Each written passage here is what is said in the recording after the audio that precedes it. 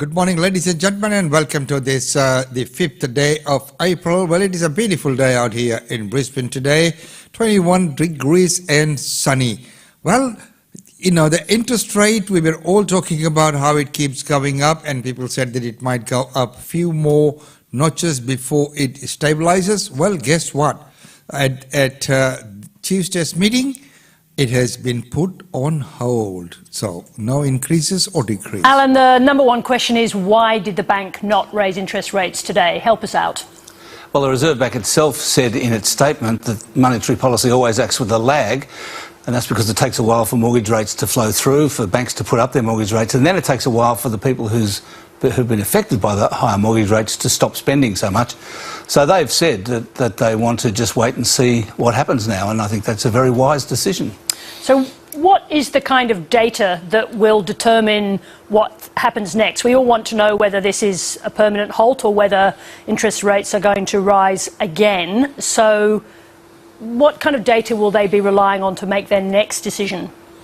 I think what they'll be watching is wages, and in particular, if there's a wages breakout of some sort, because the labour market remains tight, they'll be keeping a very close eye on that. That's the main thing. I mean, it was interesting that last night crude oil prices rose quite a lot because OPEC cut production. So if that keeps going up and that reignites inflation, that could be another reason to put up interest rates, because inflation's been caused by that. But it's mainly, I think, about wages. And what about today for borrowers? The borrowers in Australia have been through a hell of a time, and of course manufacturers as well. But in terms of the impact on borrowers, what can they expect to see in relation to mortgage repayments? Well, obviously today's decision will be a big relief for borrowers. But don't forget, there's a lot of borrowers who haven't yet had a rate hike.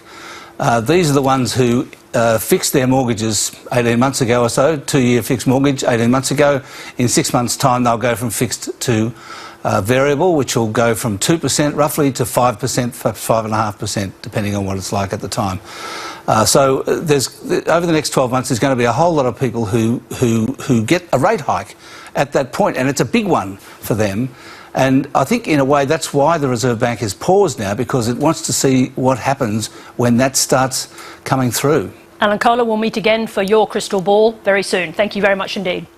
And of course, you know, he's always a wealth of knowledge. He does so well with all these financial analysis that he does. Well, right now, Medicare, as we know it, is it's also fraught with widespread fraud. Through this review, we found that with the burden of disease changing, with business models changing, how we deliver healthcare changing, that the payment system isn't fit for purpose, because the technology is old and a bit out of date, that the control mechanisms in it need to be updated and need to do new things. And third, we need to have continuous monitoring of the system. You know, Karina, there are over 500 million transactions that take place in Medicare every year. There are 14 claims channels. There are around 6,000 Medicare items. So the system is becoming quite complex, and as the nature of healthcare delivery changes, as the business models change, we've got to keep up. What's the difference between non-compliance and fraud in relation to Medicare?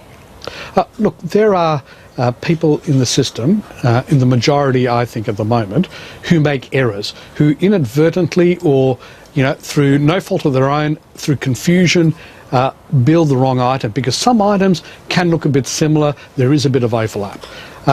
Fraud is premeditated, where people are deliberately setting out to claim items or payments for services that they just haven't performed. Now, it's important to know that in our review that we find there's $1.5 to $3 billion worth of non-compliance and fraud. The majority of it is non-compliance because the majority of our health professionals are actually trying to do the right thing. They're altruistic in nature, they care about their patients, they want to do the right thing by Medicare, but as the system has become more and more complex, they're making more and more errors. But if we don't fix the system in terms of controls and compliance, then the number will get bigger and the proportion of that number which is fraud will also get bigger.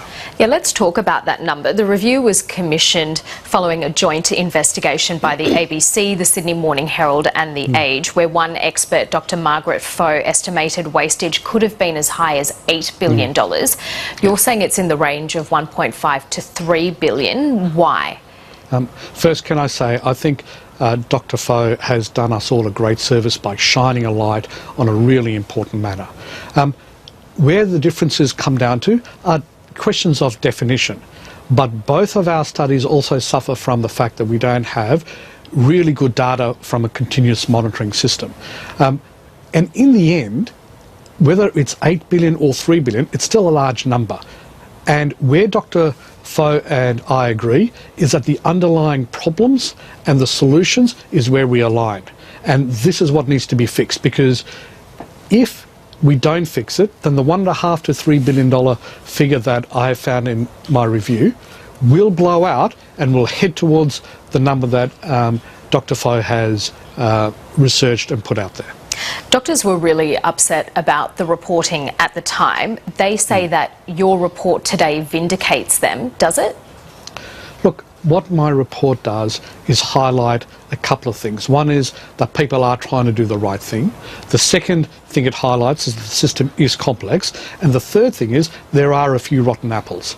And the core problem we have is that the system doesn't work for providers.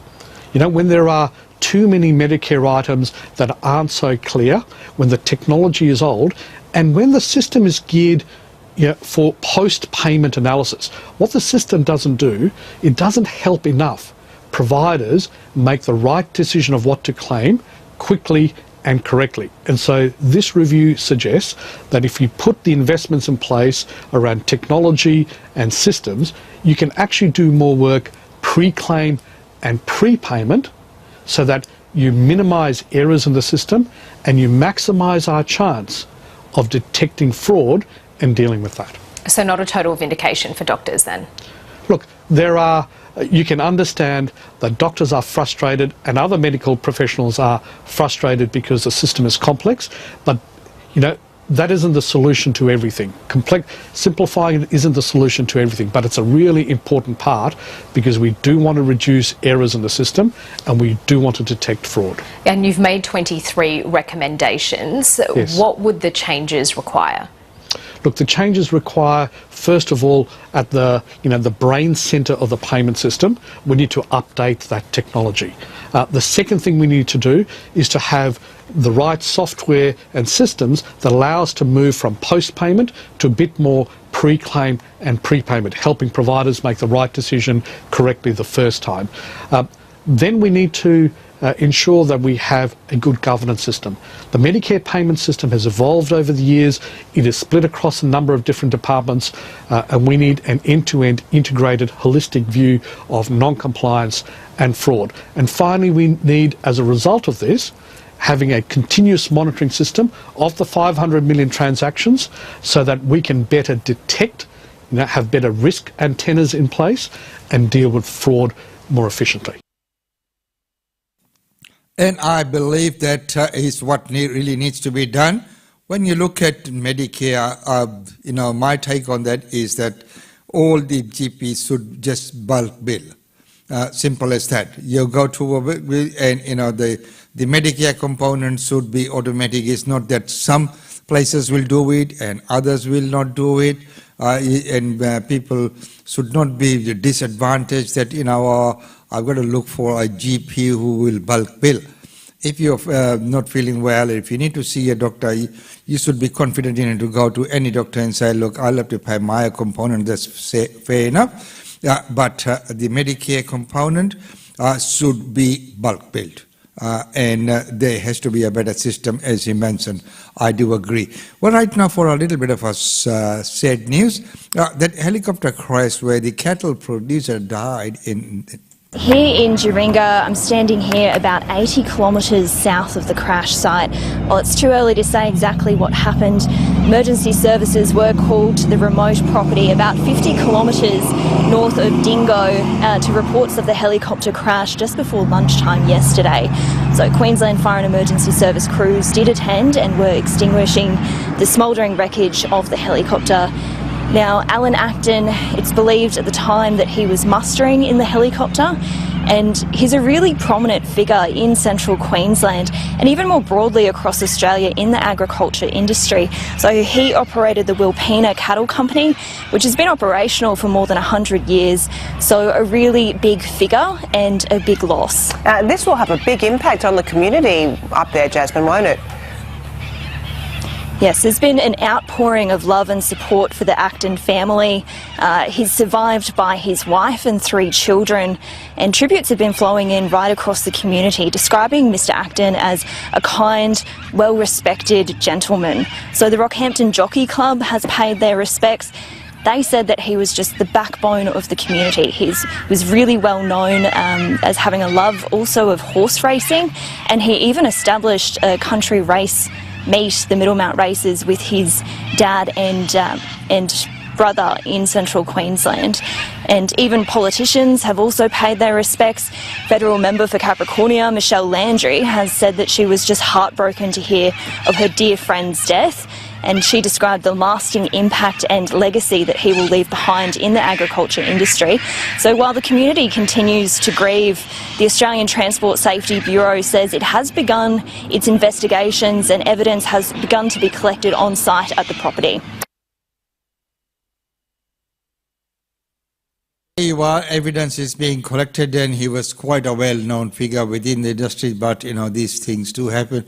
I hope they get to the bottom of what the problem was. As it has been reported, they say he was mustering at the time, and he could have just misinterpreted something. But anyway, not to jump to conclusions, we'll wait to see the full report. Well, right now, our outgoing news for today is, okay, we're out of the pandemic. Or are we? As we know, in some countries like India, it is all again on the increase. So now, with with COVID, I think it's here to stay. We just need to know how to manage it. When we talk about managing, what impact has COVID had on our travel, plans and behaviour?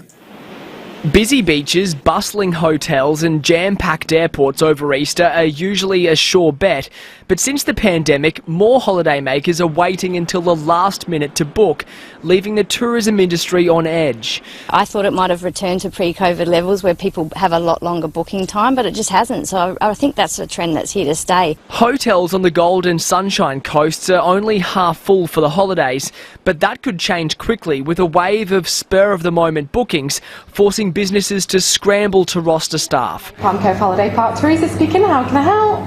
It's a different kind of headache in the far north. At this Palm Cove caravan park, the phones are ringing off the hook. They're already fully booked and turning people away. Many people that didn't travel abroad realise how beautiful this country is, how much there is to see. According to the Queensland Tourism Industry Council, the rising cost of living means 8 out of 10 Australians are rethinking holiday plans or are travelling on a budget. There's a noticeable wane in pent-up demand, and foreign visitors are not returning as quickly as expected. We have bounced back to more than pre-COVID domestically. International has been a slower burn, but we're getting there. More than 240,000 passengers will pass through the Gold Coast Airport in the next 2 weeks, down from 272,000 in 2019, the busiest Easter on record. They're hoping that the Chinese market will return to about 80% of pre-pandemic levels by about September, October. A reminder not to leave Christmas holiday plans to the last minute. Mackenzie Colohan, ABC News, Gold Coast. There you are, ladies and gentlemen. If you are planning anything, don't leave it till the last minute, because you could be in for surprises as everything is getting booked out, even though they're not 100% booked out right yet at this point. Well, with that, it's time to say goodbye until tomorrow.